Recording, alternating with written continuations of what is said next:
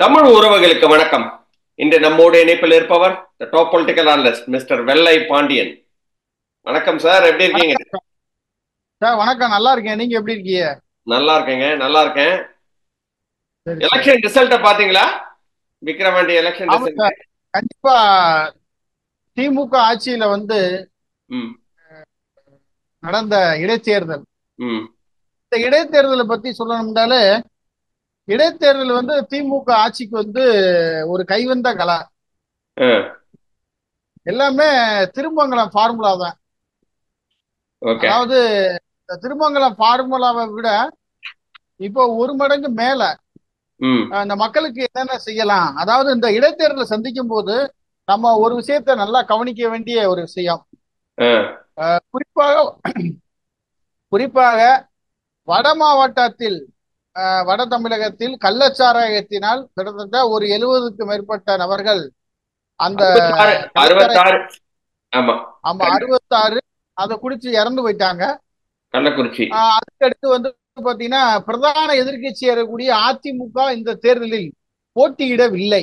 ம் இன்னொன்னு பாரதிய ஜனதா கட்சியினான அவருடைய கூட்டணி கட்சியினர்கள், ம் பாரதிய ஜனதா, பாமக, அதுபோல தமிழ் மாநில காங்கிரஸ், ஓபிஎஸ், ஜான் பாண்டியன், அம்மா மக்கள் முன்னேற்ற கழகம், ஐஜேகே பார்வையினர் ஒரு கூட்டணி.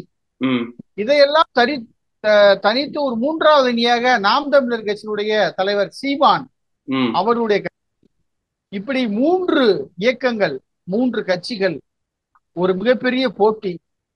இதில் கவனிக்கப்பட வேண்டியது என்னவென்றால், பிரதான எதிர்க்கட்சி இந்த நாடாளுமன்ற தேர்தலில் அதிமுகவினுடைய வாக்கு வங்கி சதவீதம் 1% உயர்ந்திருக்கிறது. குறிப்பாக சிறுபான்மை சமூகத்தினுடைய அனைத்து வாக்குகளும் நாங்கள் பாரதிய ஜனதா கட்சியினுடைய கூட்டணியில் அங்கம் வகிக்காமல் இருந்ததனால் இஸ்லாமியர்களுடைய வாக்கும் கிறிஸ்தவருடைய வாக்கும் அதிமுகவுக்கு விழுந்து உள்ளது என்று கூறிய தமிழக எதிர்க்கட்சி தலைவர் எடப்பாடி எங்கே போனார் என்ற கேள்விதான் ம் அனைத்து மக்களும் கேட்டுக்கொண்டே இருக்கின்றார்கள். ம் ஏன் போட்டியிடல? ஏன் போட்டியிடல? நீங்க அதான் கேக்குறேன் நானும். ஏன் போட்டியிடல? போட்டியிட்டு இருக்கணுமா ஏன் இல்லையா? போட்டியிடல? கண்டிப்பா போட்டியிட்டு இருக்கணும். ஆ. ஏன் இந்த போட்டியிடல? போட்டி ஏன் பயந்துட்டாரா? அவன் பயந்தான் சார். நாடாளுமன்ற தேர்தலில் மண்ணை கவிட்டீங்க. ம் 40க்கு 40 வாஸ் அவுட்டு. ம் பல்வேறு இடங்கள்ல 3வது இடம், 4வது இடம். ம் வாக்கு சதவீதம் மிகப்பெரிய வீழ்ச்சி. நீங்க எந்த அடிப்படையில நீங்க மக்கள்கிட்ட ஓட்டு கேட்பீங்க? ம் இவர் எடப்பாடி என்ன சொல்றாரு? எங்களிடம் இரட்டை இலை இருக்கின்றார். ஓபிஎஸ் என்ன சொன்னாரு? இந்த தேர்தல்ல இரட்டை இலையுடன் கூடிய மாம்பழ சின்னத்துக்கு வாக்களிக்க வேண்டும் என்றார். ம் ஆமா. அவர் அந்த இரட்டை இலையுடன் இருக்கக்கூடிய மாம்பழத்துக்கு வாக்களிங்கள் அப்படிங்கின்றார். ம் ஓபிஎஸ் சொல்றாரு, நான் இந்நேரம் இந்த அதிமுகவோட ஒருங்கிணைப்பாளரா இருந்தா, ஒருங்கிணைப்பாளர் தான் இன்னைக்கு என் கட்சி என் கண்ட்ரோல்ல இருந்தா நான் கண்டிப்பா போட்டிட்டு இருப்பேங்க. ம் அவர் கூட்டணியில போய் ஆதரவு கொடுத்து போட்டியிட்டாங்கல்ல, பாமகவுக்கு பிரச்சாரம் பண்ணாங்க. ம் வெற்றியோ தோல்வியோ நிக்கிறோங்க களத்துல, நாங்க போட்டிடுறோம்ல. நீங்க எங்க போனீங்க சொல்லுங்க? அதுதானே நாம் தமிழரும் பண்றாங்க. இப்ப பாட்டாளி மக்கள் கட்சியும் அதுதான் பண்றாங்க. ஏன் அதிமுக ஏன் பயந்து நடங்கி ஓடுது? இப்படி ஓடுறது ஓடுதுன்னா சார், பிரச்சனை வருது. கட்சியினுடைய எந்த நிர்வாகிகளும் திரு ம் எடப்பாடி பழனிசாமிக்கு ஆதரவாக இல்லை. கொங்கு மண்டலத்தில் அவர் யாரை நம்பி அரசியல் செய்தாரோ, குறிப்பாக அந்த மணி குரூப்ஸ், வேலுமணி, தங்கமணி, ம் வீரமணி, அதுபோல சி.வி. சண்முகம், அமைச்சர் செங்கோட்டையன், இந்த மூத்த அமைச்சர்கள் எல்லாம் பின்வாங்கி விட்டார்கள். ம் அதிமுகவில் திருமதி சசிகலா அவர்களையும் திரு முன்னாள் முதலமைச்சர் ஓ பன்னீர்செல்வம் அவர்களையும் சேர்க்க வேண்டும். ம் அவர் தினகரை அது அவர் தனித்து உண்மைதானா? அது அவர் எப்படியாவது ஓபிஎஸ்ஸையும் சசிகலாவையும் சேர்த்துடணும் அப்படின்னு அவங்க ஆமா சார். நினைக்கிறது உண்மைதானா?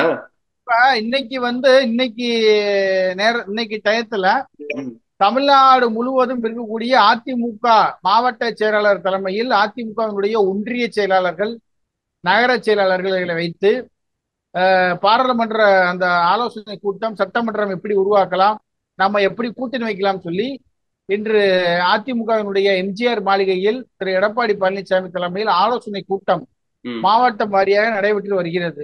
ம், அந்த வகையில் ஒவ்வொரு மாவட்டத்தை சார்ந்த நிர்வாகிகளும் நீங்கள் அதிமுகவை மீண்டும் மீட்டெடுக்க வேண்டும் என்றால் திரு சசிகலா அவர்களும் ஓபிஎஸ் அவர்களும் தினகரன் அவர்களும் இன்னொன்னு அதிமுகவின் மீது அதிருப்தியில் இருக்கக்கூடிய முக்கிய நிர்வாகிகளை இணைக்க வேண்டும் என்று ம், கூறியிருக்கின்றார். ம், ஒரு சாரார் எடப்பாடிக்கு ஆதரவா இருக்கின்றார்கள். ஒரு ம், சாரார் கட்சியினுடைய நலம் விரும்பி இந்த கட்சியில் எல்லோரையும் இணைக்க வேண்டும், எல்லோரும் இணைந்து போட்டியிட்டால்தான் ஒரு மிகப்பெரிய வெற்றி அடையும். ம், ஓபிஎஸ் அவர்கள் டிடி தினகரன் அவர்கள் சசிகலா அவர்கள் இல்லாமல் ம், தென் மாவட்டத்தில் எங்குமே நம்மளால் பிரச்சாரம் செய்ய முடியவில்லை, ம், வாக்கு கேட்க முடியவில்லை. ம், தென் மாவட்டம் மட்டும் கிடையாது, ஒட்டுமொத்த தமிழ்நாட்டிலுமே இவங்க 3 பேர் இல்லாம நீங்க அதிமுக எந்த தேர்தலை சந்தித்தாலும் ம். அது தோல்வியில் தான் முடிவடையும். ஒருவேளை நாம் தமிழர் உள்ள வராங்கன்னு வச்சுப்போம். ஏன்னா நாம் தமிழரும் இப்ப வந்து அதிமுகவும் கொஞ்சம் நல்ல ஒரு உடன்பாடோட போயிட்டு இருக்கிற மாதிரி ஒரு ஒரு ஃபீலிங் வருது. ஏன்னா வந்து நாம் தமிழர் இன்னைக்கு வந்து பாத்தீங்கன்னா டெபாசிட்டே போயிடுச்சு. இப்ப டெபாசிட் போற ஆமா, நேரத்துல அவங்க வந்து ஓரளவுக்கு புரிஞ்சிருப்பாங்க. ஓகே, இந்த அரசியல் களத்தை நம்ம விளையாடணும் அப்படின்னா இன்னைக்கு ஒரு கூட்டணி வச்சாதான் முடியும் அப்படின்ற மாதிரி நினைக்கிறாரோ சீமான் அப்படின்ற மாதிரி தோணுது. ஏன்னா அவர் வந்து திமுகவை சாடுறாரு, அதிமுகவை சாடுறது கிடையாது அந்த அளவுக்கு, அந்த அளவுக்கு. ஸோ அதனால ஒருவேளை நாம் தமிழர் உள்ள வந்தானா அதை வந்து இவங்களோட வெற்றிடத்தை அவர் நிரப்புவார்னு நீங்க நினைக்கிறீங்களா? சீமானா ம். யாரு இந்த சசிகலா தினகரன் ஓபிஎஸ் உடைய வெற்றி இடத்தை சீமா நிரப்புவார் அப்படின்னு நீங்க கேக்குறீங்க. ஆமா, நிரப்புவாரான்னு இவங்களுக்கு நீங்க எப்படி பாக்குறீங்க அதை இல்ல அப்படி? இல்ல இல்ல. அதாவது சார், ஆ, சீமான் அவருடைய பாதை வேறு பாதை. அவர் தனித்தே பழகிவிட்டார். ம், தனித்து பிரச்சாரம், தனி சின்னம், தனி அரசியல் அமைப்பு, ம், வெற்றிய தோல்வியோ வீரனுக்கு அழகுங்கிற மாதிரி எல்லா தேர்தலையும் போட்டிடுறாரு. ம், ஆம்பளைய 20 பேருன்னா பெண்கள் 20 பேரு, அதுல படித்த மருத்துவரா கொண்டு வந்து நிப்பாட்டிருக்காரு. ம், அவங்க சித்த மருத்துவரா இல்ல அலோபதி மருத்துவர் ஏதோ ஒரு டாக்டரை கொண்டு வந்து நிப்பாட்டுறாரு. ம், எப்படித்தான் இந்த வேட்பாளர் எல்லாம் தேர்வு செய்யறாருன்னு தெரியல. ம், ஆனால் சீமான் அவர்கள் வந்து இந்த கள்ளக்குறிச்சி கள்ளச்சாராயம் விஷயத்துல வந்து ஒரு மிகப்பெரிய அரசியல் செய்தார், ஒரு மிகப்பெரிய மக்கள் மத்தியில் ஒரு மிகப்பெரிய புரட்சியை உருவாக்கினார். ம், அந்த அனுதாபத்தில் தான் அதிமுக நடத்திய அந்த அற போராட்டத்தில் நாம் தமிழர் கட்சியினுடைய நிர்வாகிகள் ஆதரவு கேட்டார்கள்.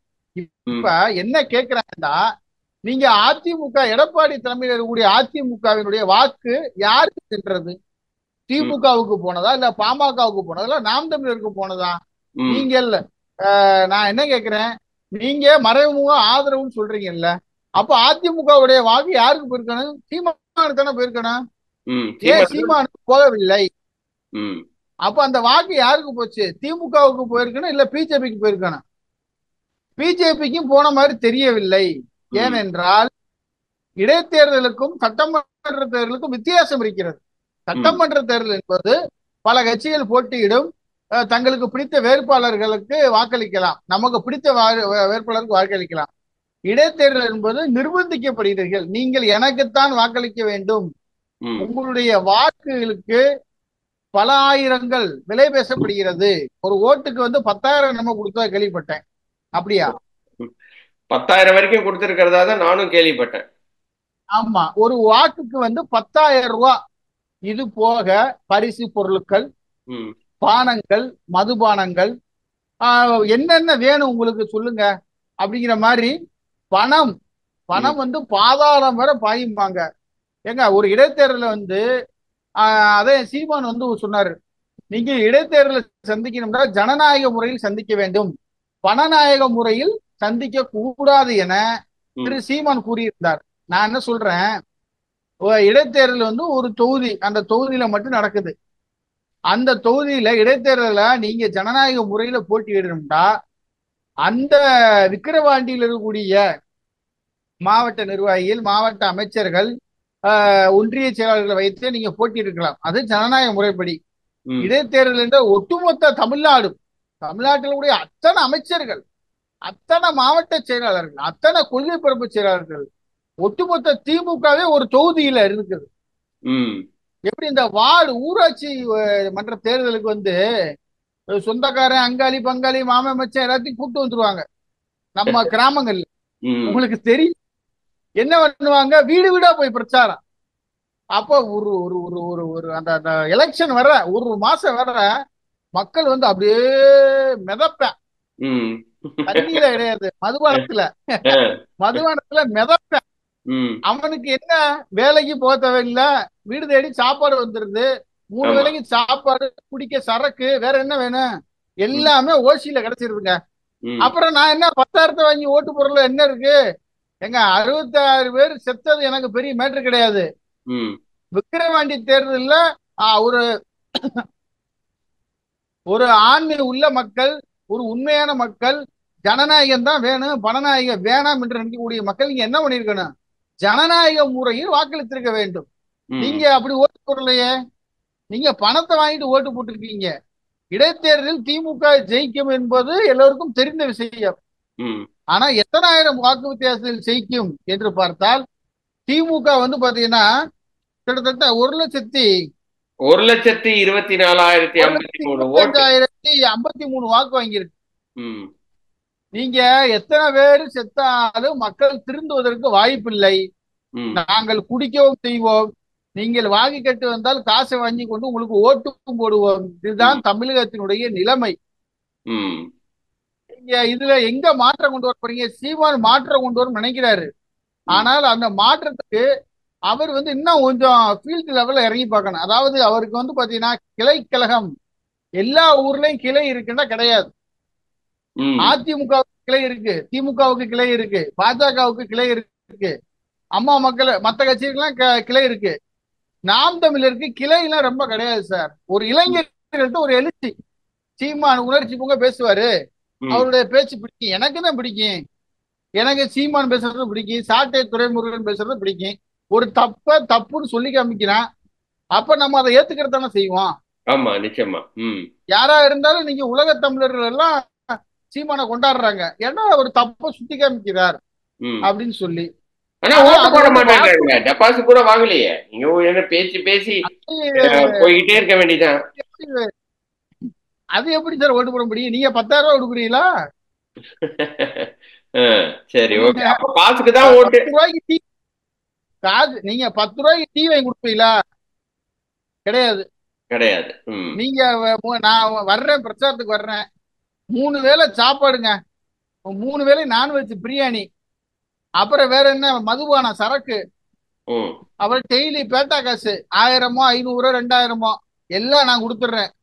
நீங்க சீமான் கட்சி பின்னாடி போவீங்களா, திமுக சைடு போவீங்களா? எங்க காசு இருக்கோ அங்கதான் மக்கள் ஜெனரலா எங்க காசு இருக்கோ அங்கதான் போவாங்க. மக்களுடைய நிலை என்ன? நாடாளுமன்ற தேர்தலே நம்ம பார்த்தாச்சு எல்லாத்தையும். பணம் எந்த பக்கம், காத்து எந்த பக்கம் வீசுதோ அந்த பக்கம் பறந்து போயிடணும். காத்து வீசாத பக்கம் போவே கூடாது. மனிதனுக்கு தேவை வந்து மனிதனுக்கு தேவை, அதாவது தன்மானம் முக்கியம் கிடையாது, சுய சுய புத்தியும் தேவையில்லை, சுயமரியாதை தேவையில்லை. அவனுக்கு என்ன காசு கொடுத்தா நான் ஓட்டு போட நான் ரெடியா இருக்கேன் அப்படி என்பதற்கு விக்கிரவாண்டி இடைத்தேர்தல் என்பது ஒரு எடுத்துக்காட்டு. நீங்க எத்தனை இடைத்தேர்தல் வந்தாலும் அதிமுகவோ பிற கட்சியில ஜெயிக்காது, திமுக தான் ஜெயிக்கும். அப்படிதான் போயிட்டு இருக்கு இல்லையா? அப்போ வந்து ஜனநாயகம் கிடையாது, பணநாயகம் தான். ஆமா, ஜனநாயகம் சார். ஜனநாயக முறைப்படி நீங்க இடைத்தேர்தல ஜெயிச்சாலும் அது ஏதாவது ஒரு பிரச்சனையை உருவாக்கி விடுவார்கள். அப்படிங்கும் பொழுது இந்த இடைத்தேர்தலை பத்தி நம்ம எதிர்பார்த்ததுதான், அது திமுக செஞ்சிருச்சு. சரி, ரொம்ப ரொம்ப நன்றி உங்களோட டைமுக்கு. இன்னொரு வீடியோவில் சந்திக்கிறேன் மிஸ்டர் வெள்ளை பாண்டியன். அதுவரை நன்றி, வணக்கம். ரொம்ப நன்றி சார்.